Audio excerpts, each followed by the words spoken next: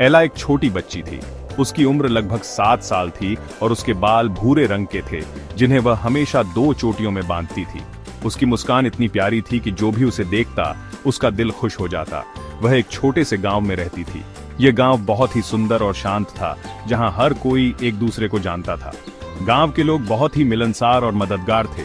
गांव के पास एक बड़ा सा जंगल था। यह जंगल बहुत ही घना और रहस्यमय था, जिसमें तरह तरह के पेड़ पौधे और जानवर रहते थे। गांव के लोग इस जंगल को बहुत मानते थे और उसकी देखभाल करते थे। एला को जंगल में घूमना बहुत पसंद था। उसे जंगल की हरियाली और ताजगी बहुत भाती थी।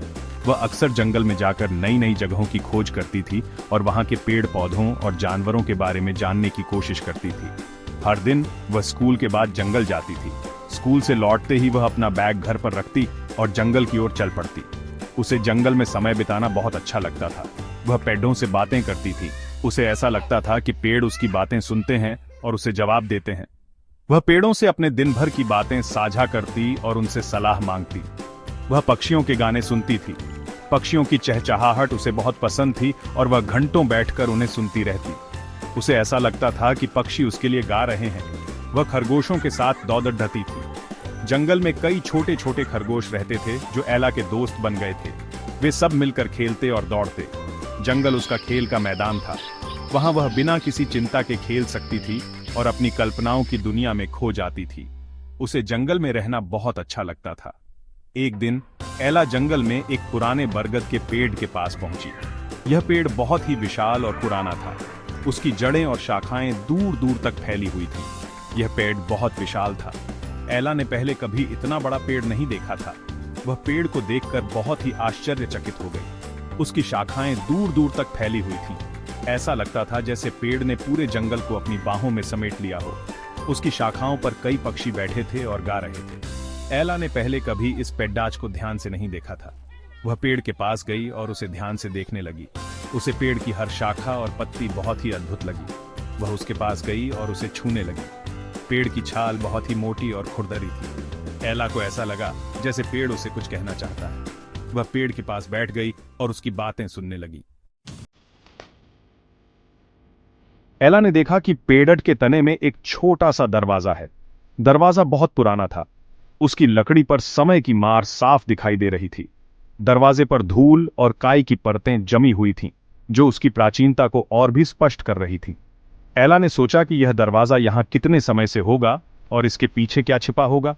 उस पर लकड़ीडी की नक्काशी की गई थी। नक्काशी इतनी बारीकी से की गई थी कि हर आकृति जीवंत लग रही थी। दरवाजे पर बने फूल और पत्तियों के डिजाइन ने एला को मंत्रमुग्ध कर दिया। उसने सोचा कि इस दरवाजे को बनाने वाले कारीगर ने कितनी मेहनत और लगन से इसे बनाया होगा। एला ने दरवाजे को धक्का दिया। दरवाजा भारी था, लेकिन उसने अपनी पूरी ताकत लगाई। दरवाजा धीरे धीरे चरमराने की आवाज के साथ खुलने लगा। एला का दिल तेजी से धड़कने लगा।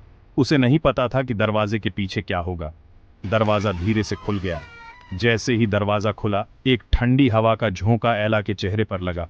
उसने महसूस किया कि दरवाजे के पीछे की दुनिया बिल्कुल अलग थी। अंदर से एक रोशनी दिखाई दी।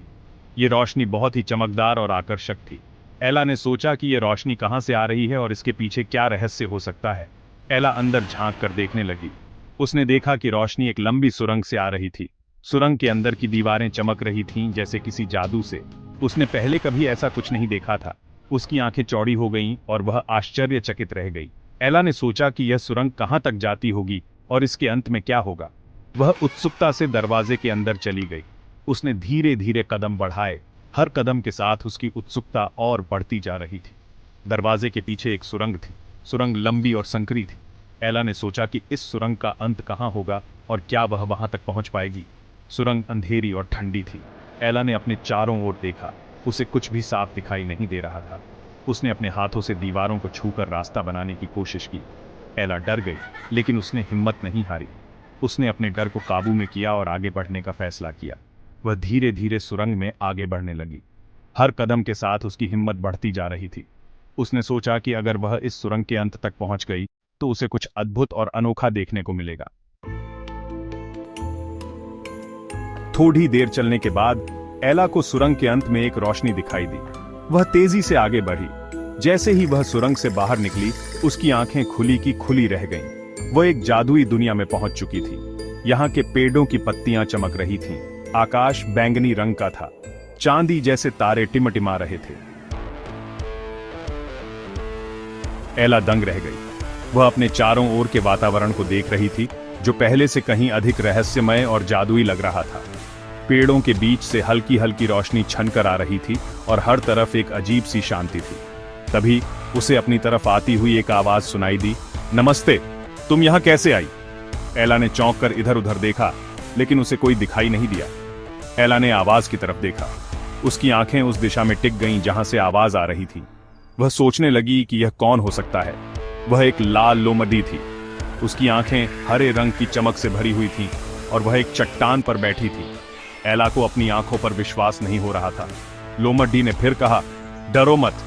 उसकी आवाज में एक अजीब सी शांति और विश्वास था, जिसने एला को थोड़ा सहज महसूस कराया।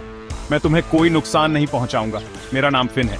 फिन की मुस्कान ने एला को और भी अधिक आश्वस्त किया।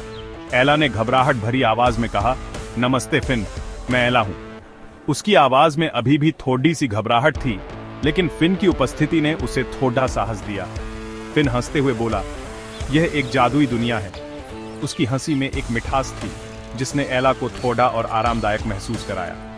यहां जानवर बातें कर सकते हैं। एला ने चारों ओर देखा और देखा कि अन्य जानवर भी आपस में बातें कर रहे थे। यह दृश्य उसके लिए बिल्कुल नया और अद्भुत था।